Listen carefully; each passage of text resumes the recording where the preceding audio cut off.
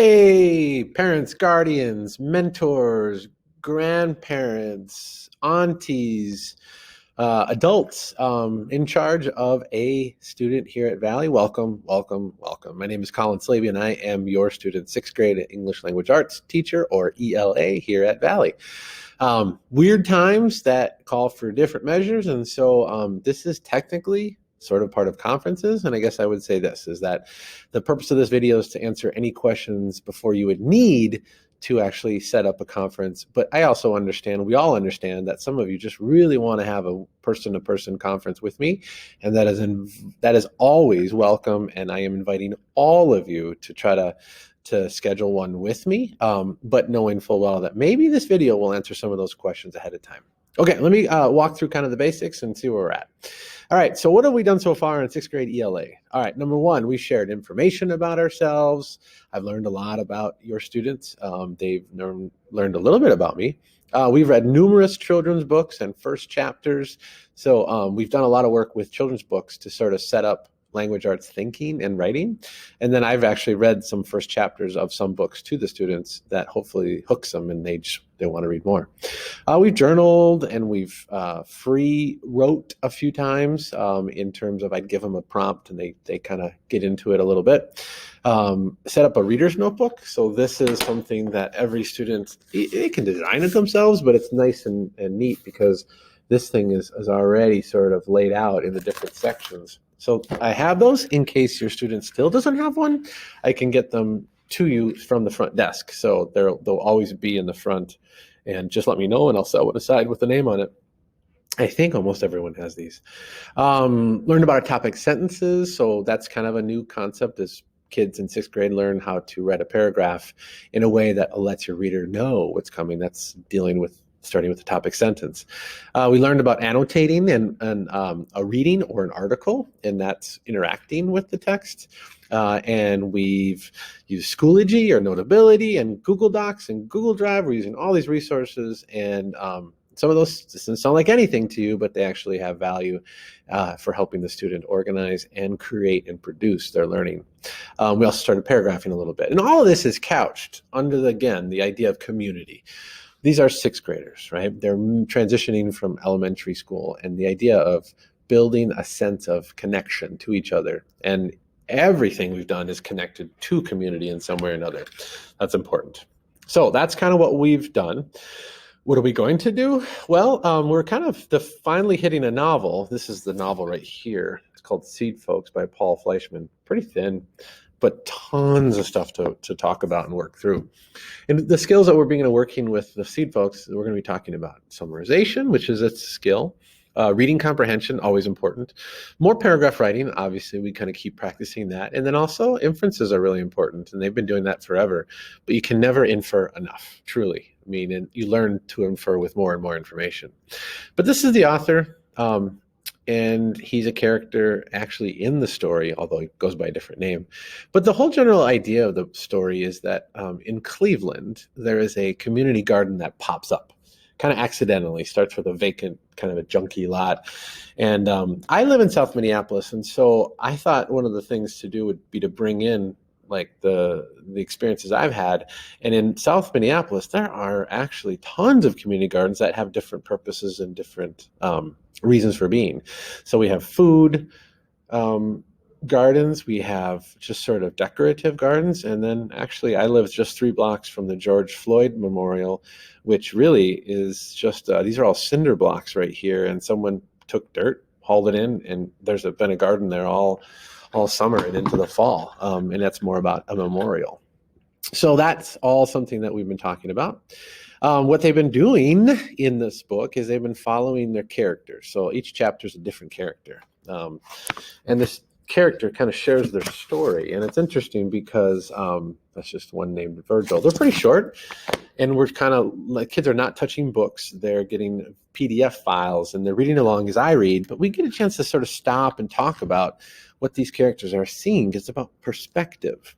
And anyway, we're filling out this information, and they will fill this out until they get to the end. And we're also doing this. I had them download a map, and they're taking and recording where these characters, either they come from or where their ancestry. And it's I'm going to tell you, it's going to cover the globe. This is one little town. The setting of this book is Cleveland, Ohio. And the amount of people that show up from different places in the world is remarkable. And that's one of the values of the book. All right, last couple things. Let's say it's not going so well. The transition to sixth grade hasn't been awesome. Couple things. Have your students wake up early-ish and establish a daily routine. I mean, students don't have to wake up at 8 or 7. It's nice, but if they're waking up past 10, you're really shifting their whole day, and it doesn't coincide that well with us here at school. So the earlier the better, and have them go through the routine. What I mean by that is go through their schedule. So sometimes kids just want to click on the calendar and go through all their assignments. Probably not going to end well. The assignments will be done like sort of half-efforted. They may not know what they were supposed to do. The more work they put into it, the more they get out of it. So working through the schedule is important. So basically, every day is about 30 minutes per class. And in ELA in sixth grade, it's 2 periods. So first and second hour, every one that I'm talking to right now, your student comes to me first and second hour. So they have about, I would say, 50 to 60 minutes of work per day. That's the design, right? You should kind of have some work from every class every day, except for Wednesdays, because that's how we do school. We consistently do things and learn. But here's the thing is they don't work through their schedule. Sometimes they get caught up. And what I mean by that is they might run into a harder assignment and they just want to give up. And they put it aside and say, oh, I'll get back to it later. They don't. That's not what I've seen. So I would say always try to finish your class. It might take you a little longer, but it might be faster on the next one. And really what I'm talking about is this right here. So each teacher in our school, we build folders for every week. And in those folders are days. So if you think about it, this is this week. This is the 28th. So the kids have looked at this, they've looked at this, they've looked at this, and they looked at this. And then today they're opening up this folder. And in there are the directions. So if a student were to try to work their schedule with me, they would open up this today on Wednesday, October 28th. They go through this work, and then they would be done.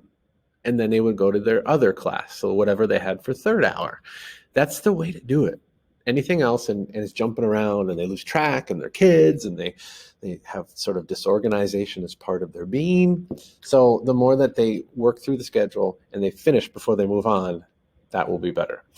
Lastly, if your student hasn't been attending Zoom meetings, and I will tell you this, I only had like 1 student show up on Monday in 6th grade cohort C.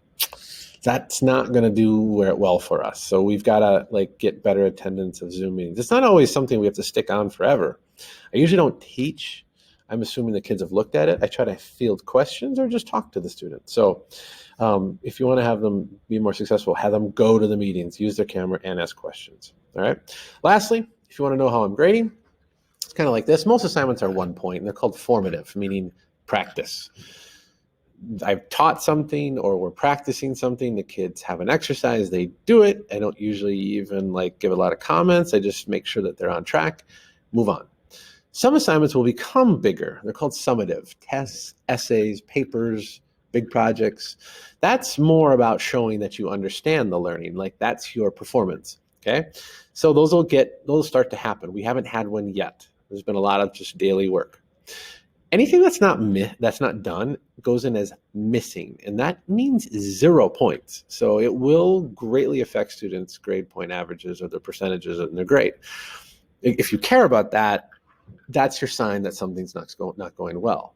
But I will say this, a student may turn in any assignment for full credit. We're not trying to close the grade book and police people. This is a weird time. Some students I know are watching their family members for most of the day just to help out their family. We want to honor that. At the same time, there are some kids that just don't want to do school and they don't really have anything going on. It's just more comfortable that way. So anything that's missing, they can always get back in. Just make sure that they're doing it for the right reasons. Doing it well and putting effort into it, that's where learning happens. And this is our grading scale, right? So we got 10, basically you're similar, 10 to 100 to 90 is A or A minus. Then we have our B range, our C range, but this is important. Below 70, our grade is an IP or in progress. And the reason why we're doing that is because we don't know people's stories.